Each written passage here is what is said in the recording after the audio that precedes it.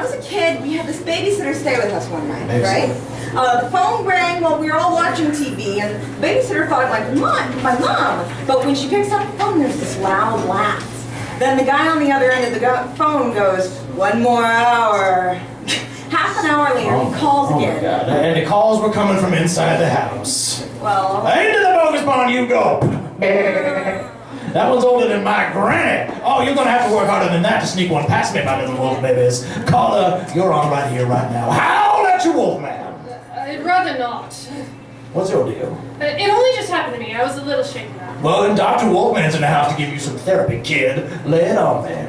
Okay, the name's Joan, by the way. Hi, Joan. Yeah, I was in Philly a few days ago for a business trip, staying with some friends. I have trouble sleeping anyway, but I really have trouble getting sleep when I'm traveling. I want to be all fresh for my meeting the next day, so I tried to expend all the energy I could by going out the night before. My friends and I went to the bar, we ate and drank, we saw the city and everything. But when I made it back to that place, I still couldn't sleep at all. I was tossing and turning for hours. I was ready to stop banging my head on the wall. Oh, bless you. Until I heard the car turn into the driveway. I got up to see it was coming around so late at night, and when I looked out the window, I saw the car. It was a long black hearse. There was probably 7 or 8 people in there. The driver looked up at me. He was hideous. I can't even describe it, but just looking at him made me want to throw up. He smiled this horrifying rictus at me and tipped his hat and said, "We're going out. There's room for 1 more." He waited a minute or two, the driver, and when I didn't respond, he just drove away. The next morning I told my friends about it, and they said I must have been dreaming. I mean, okay, I have sleep issues, especially when I travel. I know I didn't get to sleep all night. I know I could have been dreaming. Right. Anyway, I was already a wreck, but I went to my meeting. I was in one of those high-rises downtown all day, and at the end of the day, I went to the elevator. But when it arrived, the elevator was crowded, almost to bursting. I was about to say, well, blast it, I'll figure it out and figure out how to fit in there anyway. I do not want to wait for the next one, but then the face, the driver of the hearse was in there. He peered out at me, stared at me, smiled that skeleton smile at me, and tipped his hat. We are going down, there's room for 1 more. I just said, no thanks, and the doors closed. The elevator started downward, but then I heard shrieking and screaming. There was this loud clatter, and the elevator crashed to the bottom of the shaft. Everyone aboard was killed. Oh, heavy. Yeah, and you thought I wasn't sleeping before.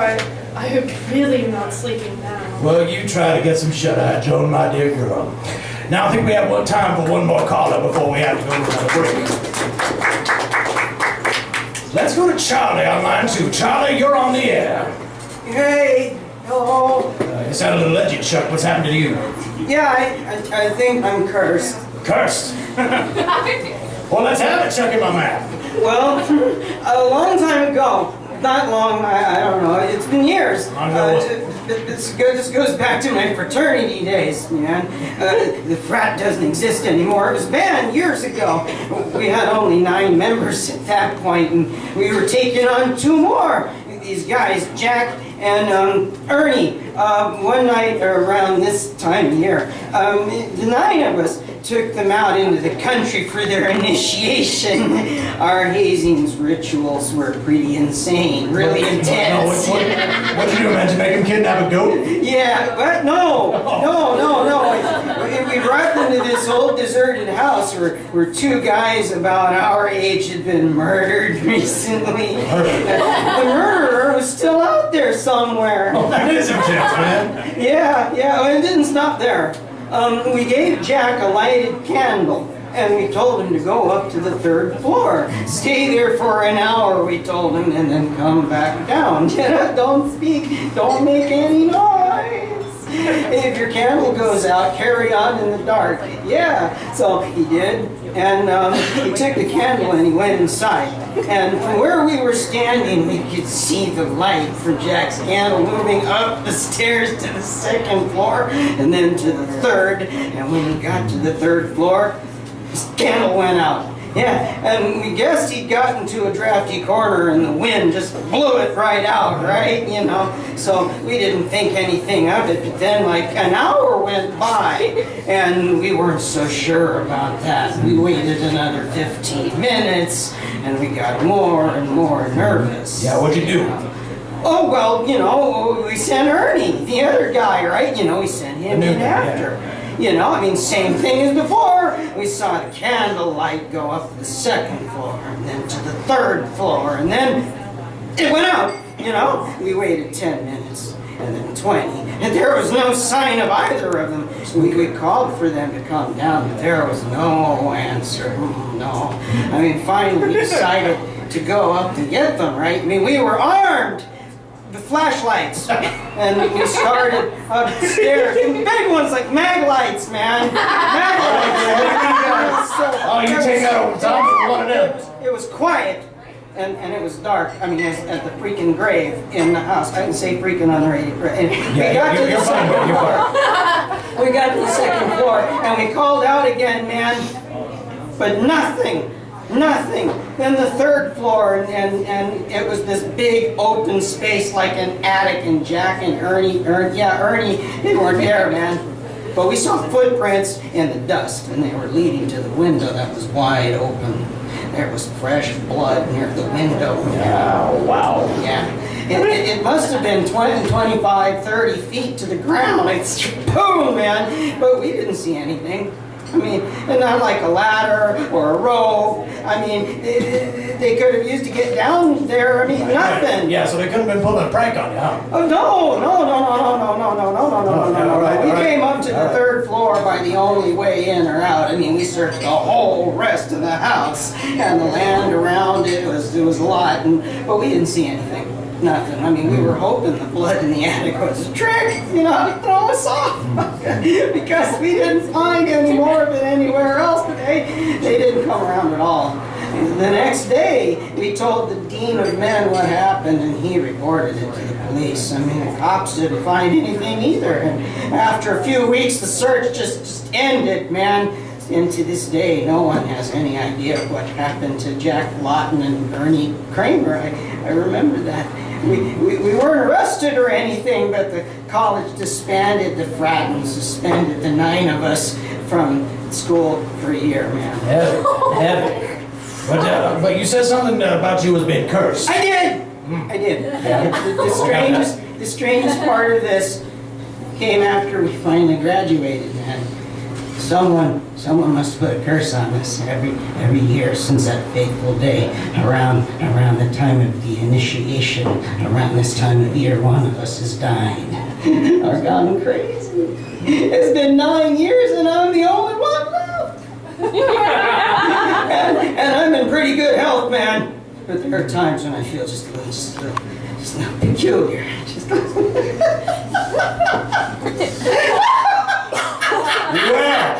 Well, that's all the time we have around here right now.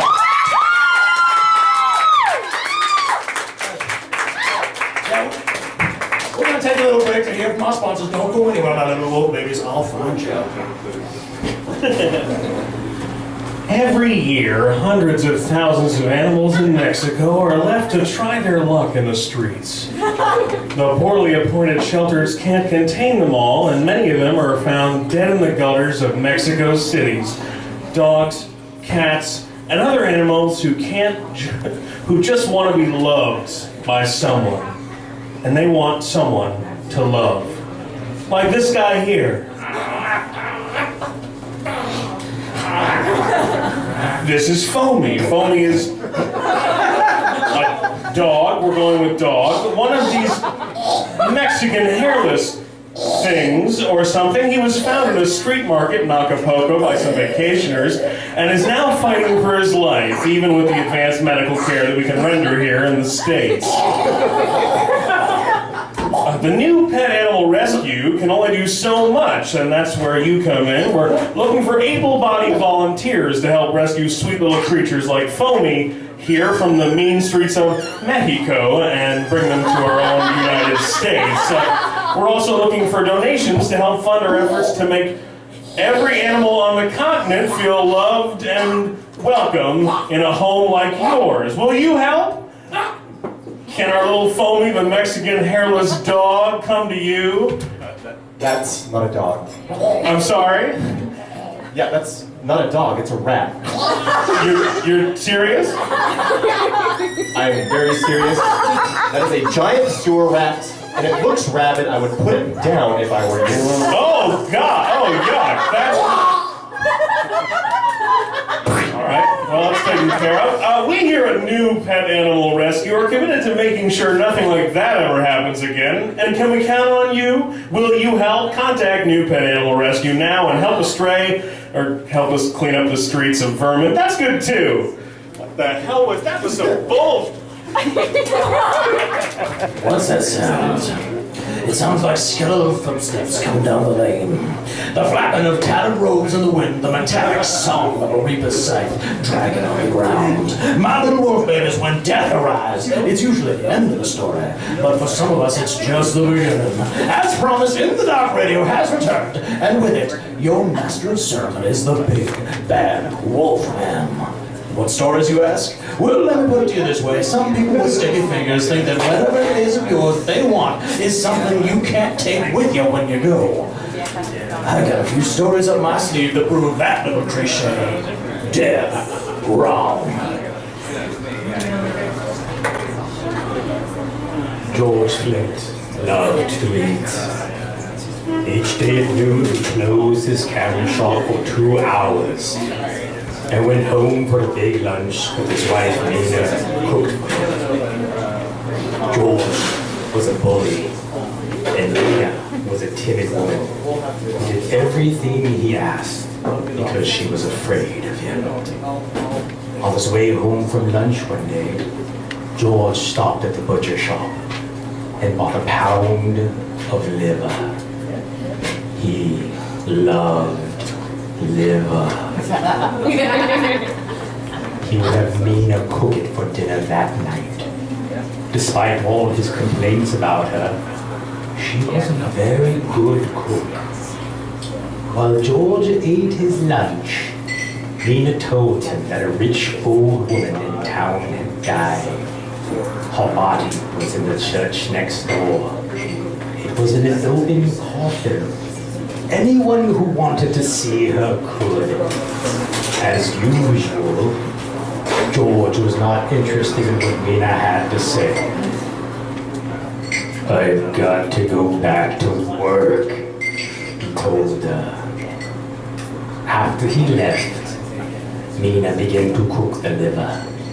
She added vegetables and spices and simmered it all afternoon, just the way George liked it.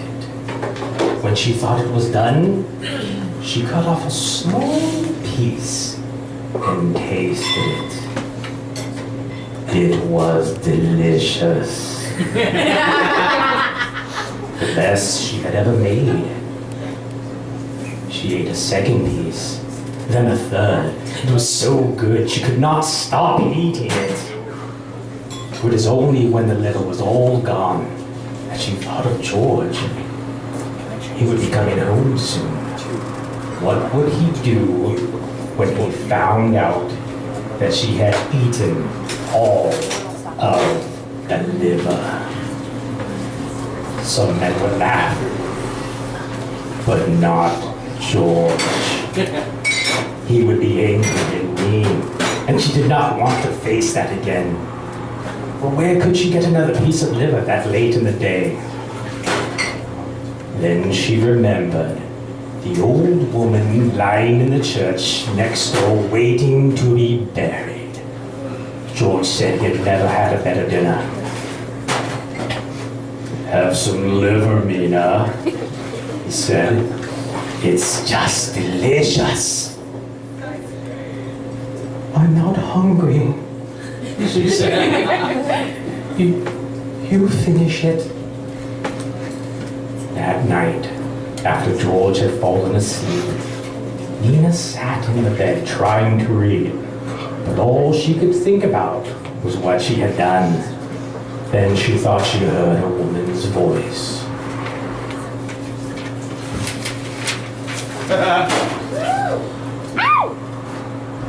Who has my liver? It asked. Who has it?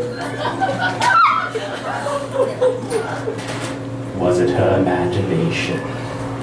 Was she dreaming? Now the voice was closer. Who has my liver? It asked. Who has it? Mina wanted to run. No. She whimpered. I don't have it. I don't have your liver. Now the voice was right next to her. Who has my liver? It asked. Who has it? Mina froze with terror. She pointed to George. Yes, She said. he has it. Suddenly, the light went out, and George screamed and screamed.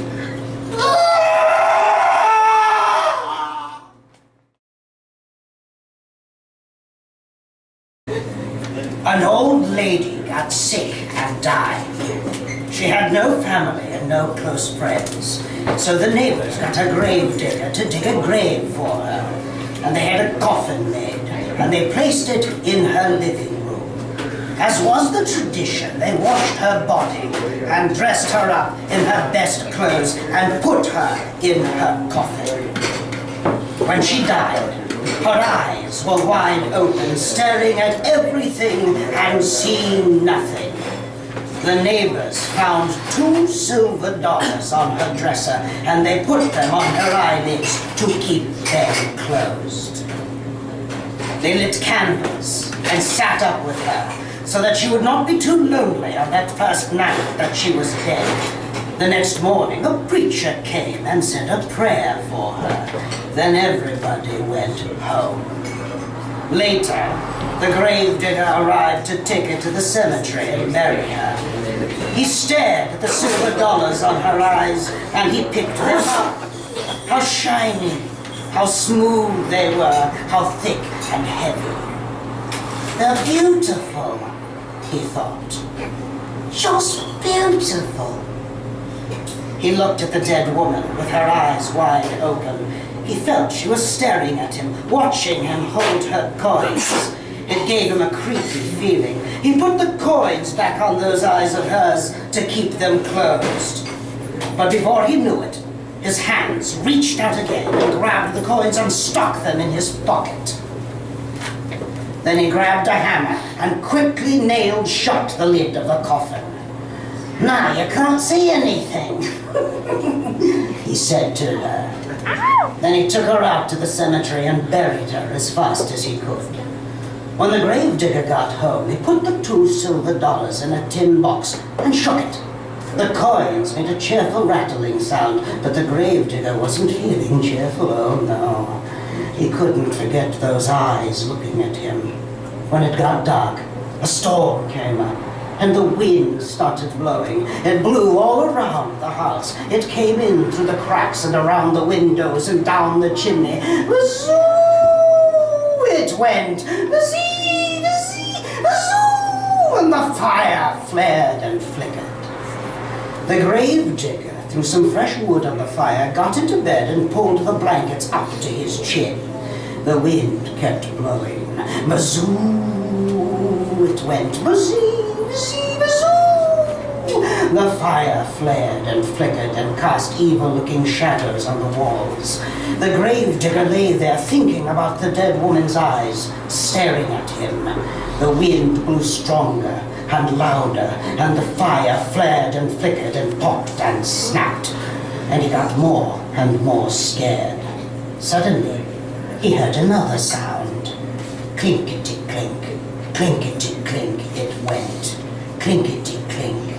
It was the silver dollars rattling in the tin box. "Hey! the gravedigger shouted. Who's taking my money? But all he heard was the wind blowing. Zee, zee, zoo, and the flames flared and flickered and snapped and popped and the coins going clinkety-clink, clinkety-clink. He leapt out of bed and chained up the door. Then he hurried back, but his head had barely touched the pillow when he heard clinkety-clink, clinkety-clink.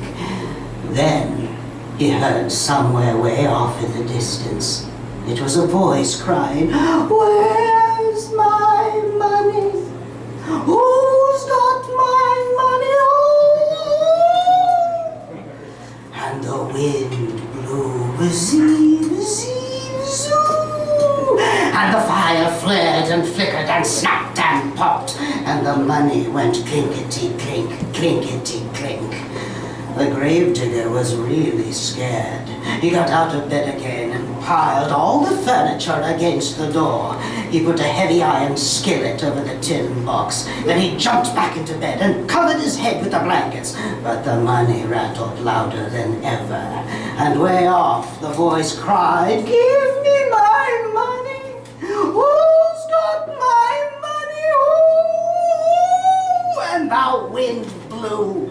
And the fire flared and flickered and snapped and popped, and the gravedigger shivered and shook and cried, "Oh Lordy, oh Lordy!" Suddenly, the front door flew open, and in walked the ghost of the dead woman with her eyes open, staring at everything and seeing nothing. And the wind blew, zee, zee, zoo, and the money went clinkety-clink, clinkety-clink, and the fire flared and flickered and snapped and popped. And the ghost of the dead woman cried, "Oh, where is my money? Who's got my money? Who? And the gravedigger moaned, "Oh, Lordy, Lordy!" The ghost could hear the money going clinkety-clink, clinkety-clink in the tin box, but her dead eyes couldn't see the box. So she reached out with her arms and tried to find it. The wind went whizzy, whizzy, whizzoo, and the money rattled clinkety-clink, clinkety-clink, and the fire flared and flickered and popped and snapped, and the gravedigger shivered and shook and moaned, "Oh, Lordy, Lordy!" And the woman cried, "Give me my money! Who's got my money? Who? Who? You got it!"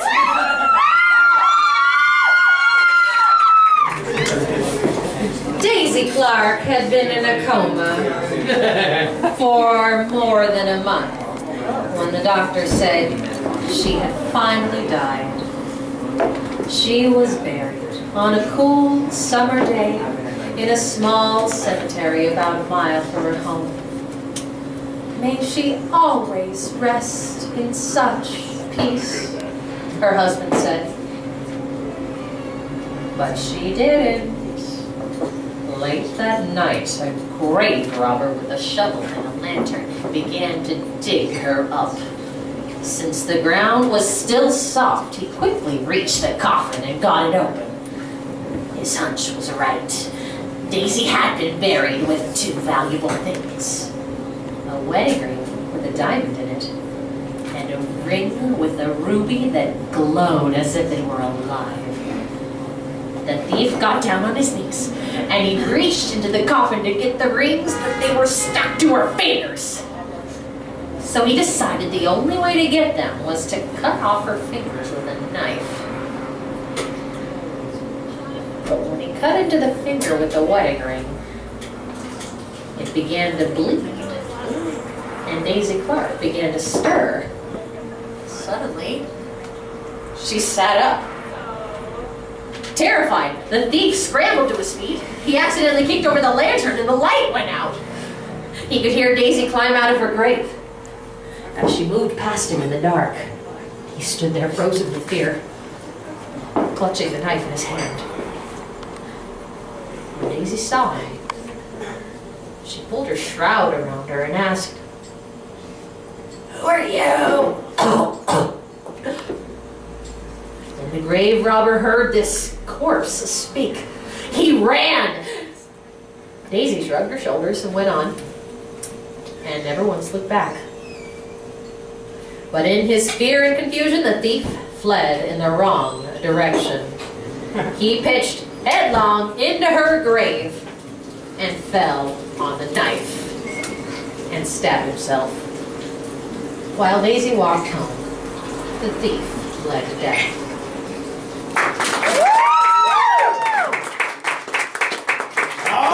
All right, time to shake it up, Daddy. Oh, you know the station. It's in the dark radio, and I, your host, the Big Bad Wolf Man, have called together a few local artists. For what purpose, you ask? Well, I'm trying to introduce some culture into my life, and I'm inviting you to join me in that regard. Tonight, I'm introducing a new segment to the program, a little thing I call Poetry Corner. Wolf babies, not all stories are told in prose. Some are poems, so here's some of those. There was a man who lived in Leeds. He filled his garden full of seeds. And when the seeds began to grow, it was like a garden filled with snow. But when the snow began to melt, it was like a ship without a belt. And when the ship began to sail, it was like a bird without a tail. And when the bird began to fly, it was like an eagle in the sky. And when the sky began to roar, it was like a lion at my door. And when the door began to crack, it was like a penknife in my back. And when my back began to bleed, I was dead, dead, dead indeed.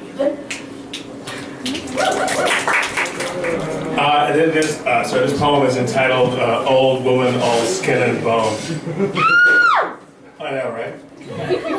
There was an old woman, all skin and bone, who lived near the graveyard all alone. She thought she'd go out in church house style. She thought she'd stop and rest a while.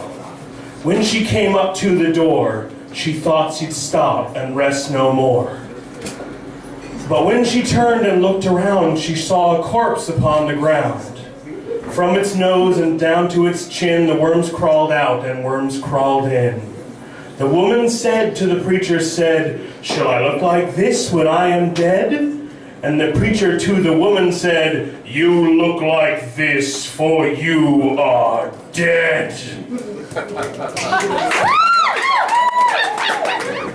Once in this town, there lived a man named Brown. Thank you. It was years ago on this night that he was murdered out of spite. Here we have his remains. First, let's feel his brains.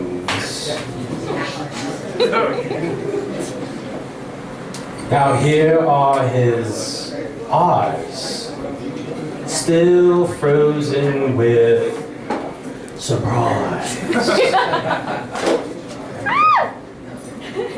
Thank you. Here is his ear. This is his nose.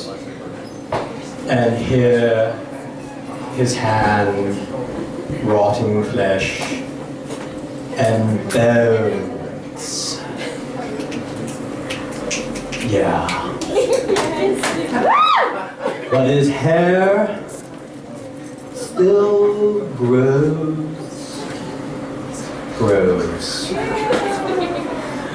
And his heart still beats. Now and then. And then. And his blood still flows. Dip your fingers in it. It's nice and warm.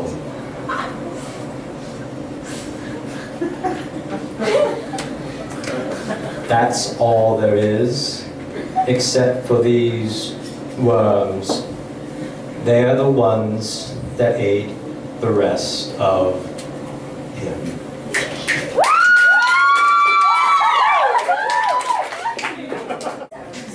The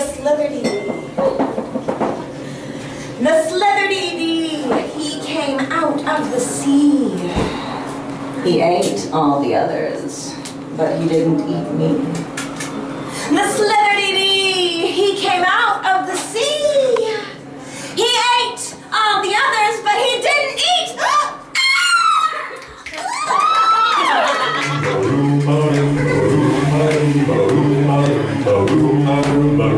Well, O'Leary is dead and O'Reilly don't know it. O'Reilly is dead and O'Leary don't know it. They both are dead in the very same bed, and neither one knows that the other one's dead. Ba-room, ba-room, ba-room, ba-room.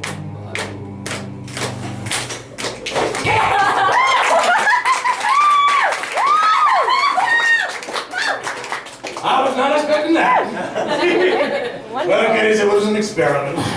But we're gonna switch tacks and get back to what we know and love. Scary stories to tell in the dark. We've heard the dramas. You've called in your stories. Now I ask you to join me in returning to formula. My friendly neighborhood masters of horror return to my cozy little studio to share the last little sliver of the night with you.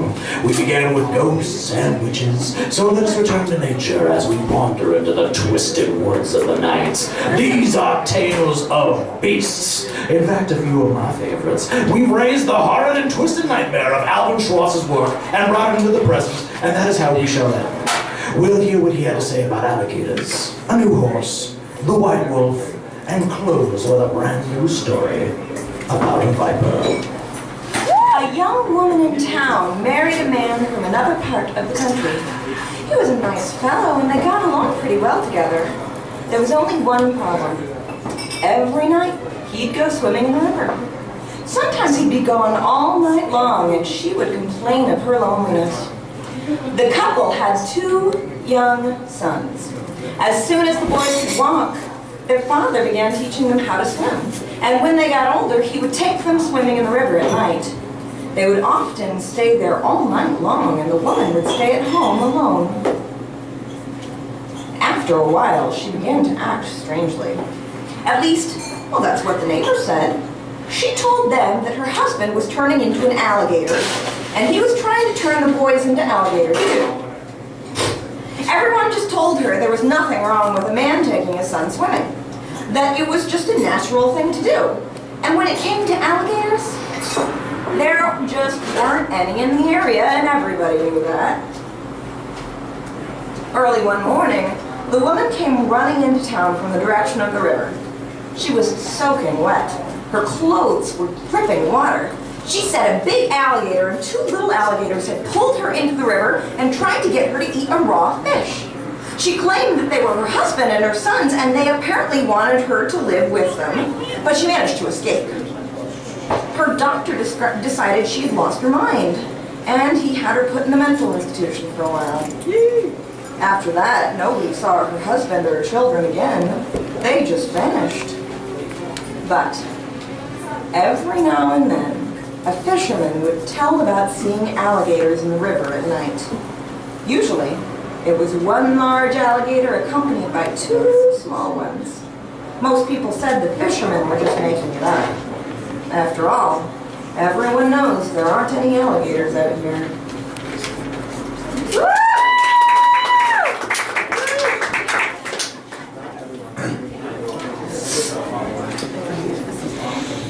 Once upon a time, a young prince lived in a shining castle. Ooh, no, that's not what we're doing. Turn away, John. Okay, good, yes. Not it. Okay, one time. Yes, good. Yeah. A new horse. 2 farmhands shared a room. One slept at the back of the room, while the other slept near the door. After a while, the one who slept near the door began to feel very tired early in the day. His friend, concerned, asked what was wrong. An awful thing happens to me every night, he explained. A witch, she turns me into a horse. She rides me. Just all over the countryside. Oh my. I'll sleep in your bed tonight then, his friend offered. We'll see if it happens. To me, too. About midnight, an old woman who lived nearby snuck into the room. She mumbled some strange words over the farmhand, and he found he couldn't move. Then she slipped a bridle on him, and he turned into a horse.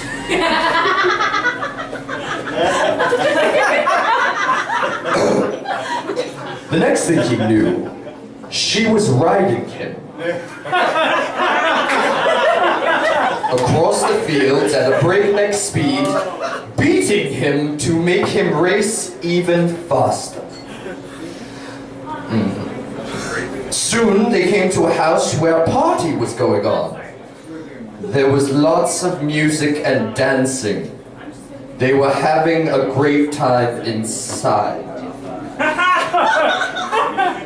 The witch hitched him to a fence and went inside.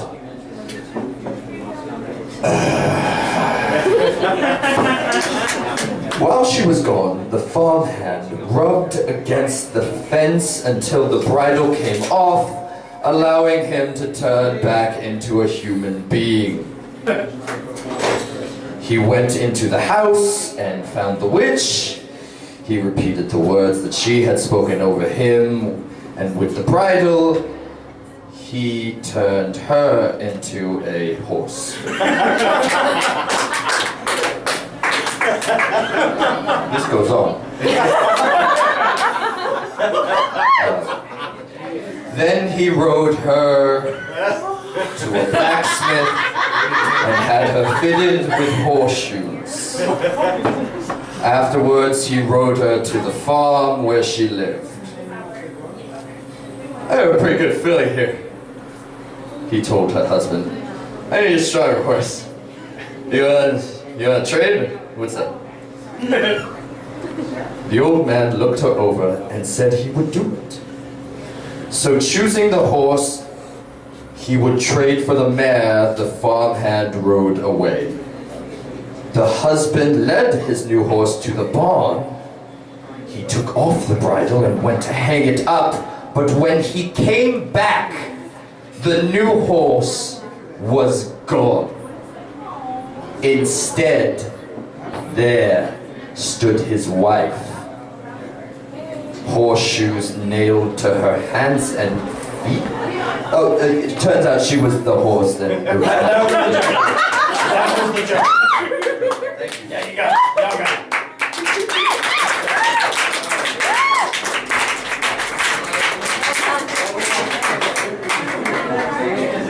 The white wolf. Long ago, the timber wolves around French Creek had gotten out of hand. There were so many wolves, the farmers couldn't prevent them from killing their livestock.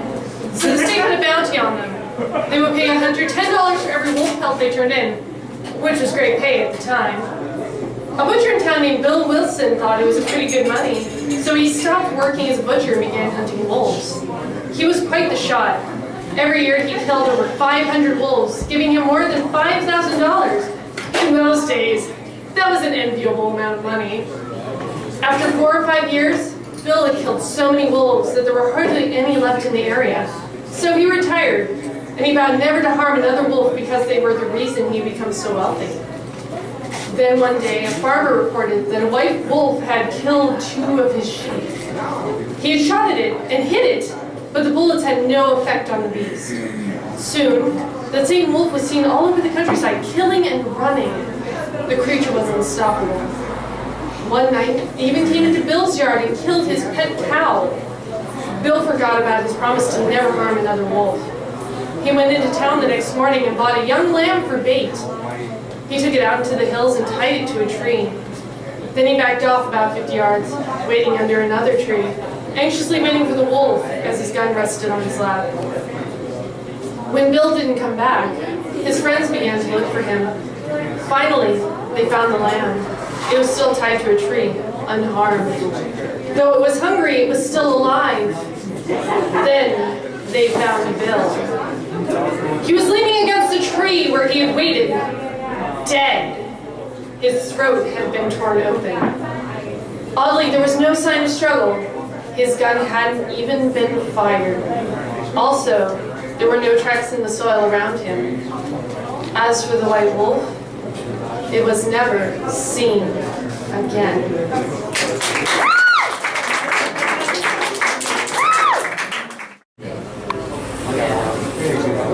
He was calling himself Anthony these days.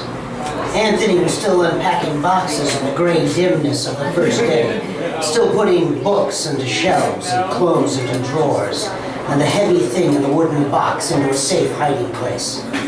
They'd set him up with a job. He started next Monday, but he still had time to settle himself, time to get used to the new days, and time to forget that night in June. He didn't know why he hooked up the phone on that gray morning. Perhaps they'd call him soon to tell him that the coast was clear, but he wasn't optimistic, any more than he knew why the phone rang mere hours before he hooked it up. Maybe his new landlord or his new boss, any more than he knew why he picked up as enthusiastically as he did. "Hello? This is Anthony," he said with feigned cheerfulness. "Hello, Anthony," said a low, tense voice he didn't recognize with a touch of some foreign accent he couldn't place. "I am the Viper. I come for you in 2 days." Click.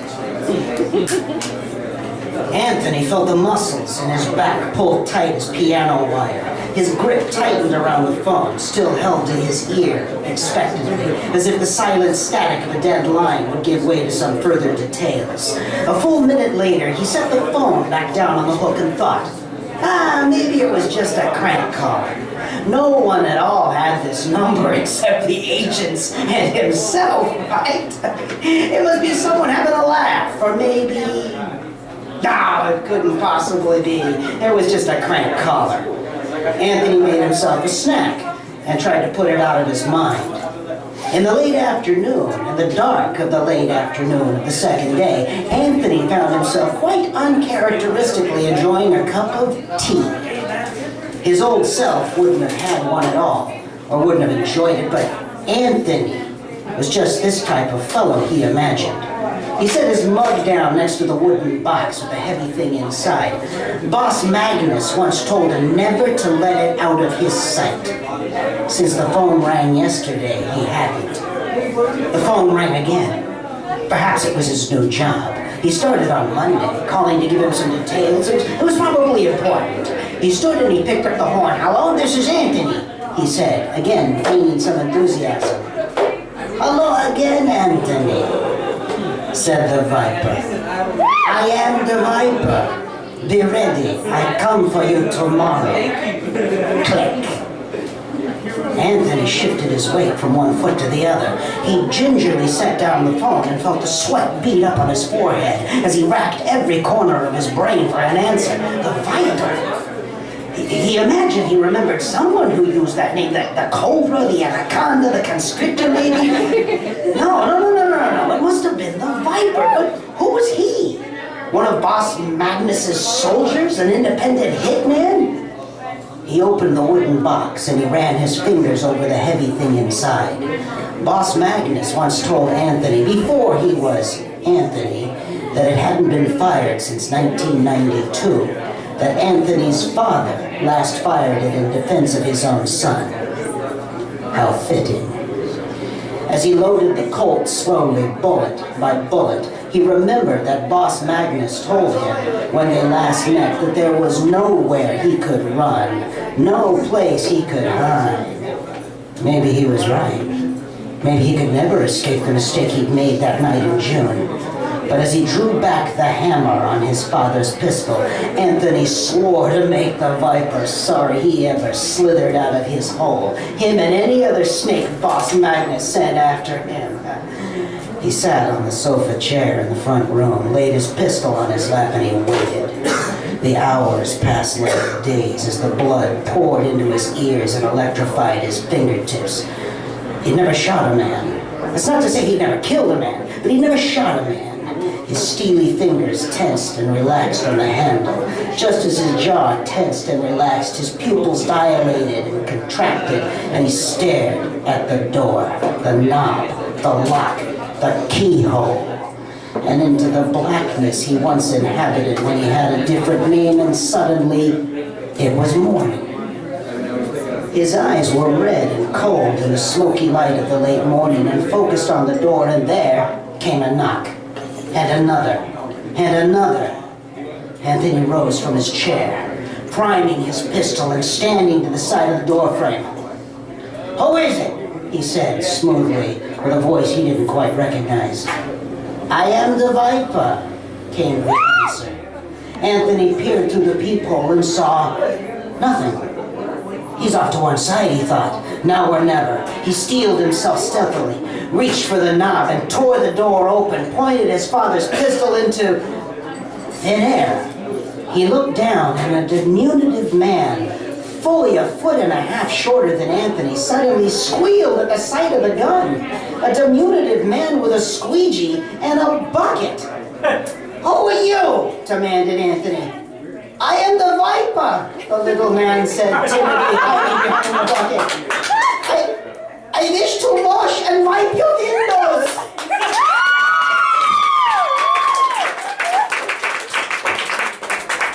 Ladies and gentlemen, boys and girls, all my little wolf babies, our time together grows short. In the gutter and flame of our little program, I bring to you the final act of our broadcast. A little tune to dance to, a little number I like to call, "Oh, How That Dead Man Dance."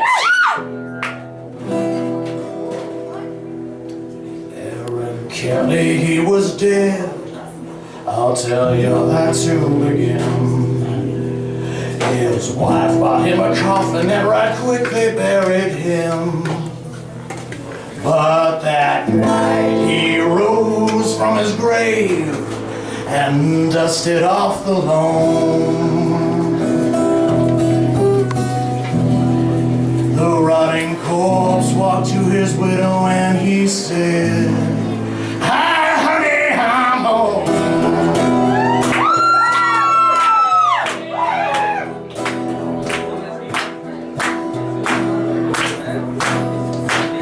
The corpse of Aaron Kelly looked to his widow and he said, "Y'all look like someone died, my dear. Won't you tell me who's dead?"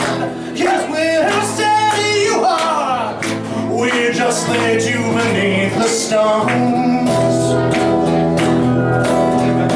Good never said, "I don't feel dead, so I will rest right here and warm my bones."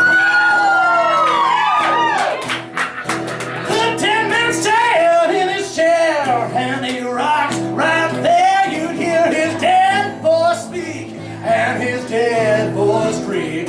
No matter how that widow begged him to just leave her alone, there wasn't any getting rid of old Aaron Kelly's bone. Well, if Hitler came a-coming, hoping to ask that widow's hands, he found his dear beloved screaming at her dead husband. Said, "Get back in your grave, old son. That life insurance ain't a joke." But that line is, "And if you don't pretend that you're alive, your poor old widow's slab roll." Poor widow. Thinking fast, that crafty fiddler went and opened up his case. And he looked at Aaron Kelly, said, "Let's liven up the place. You look like a dancing man who wouldn't pass up the chance to stretch out your rotten legs, old son. Now let's get up and dance."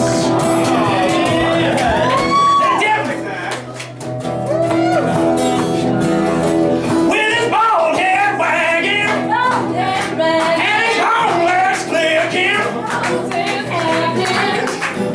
Where are you singing? Where are you singing? And his lean bones knocking. Bones knocking. Round and round and round old Aaron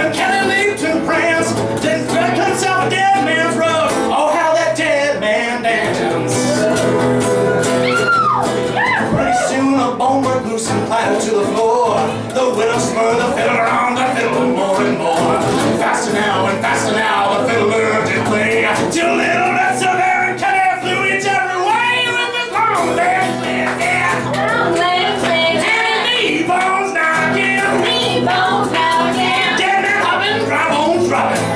Stopping. They're dead out with pieces popping. Pieces popping. Round and round and round old Aaron Kenny leaves and prayers till he counts to nothing but his head. Oh, how the dead man dance.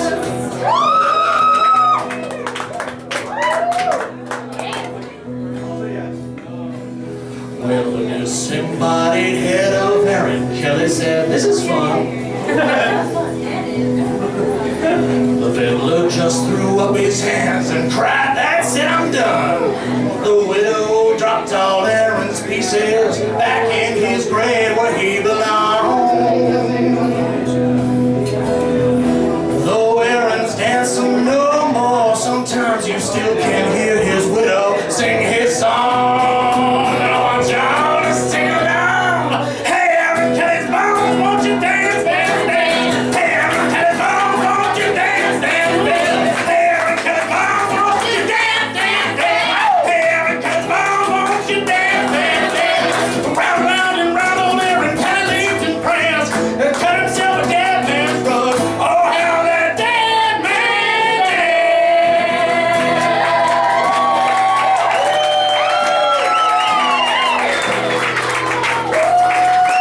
Thank you guys for coming out tonight. We are. Summertime blues! This has been scary stories to tell at Bar 1.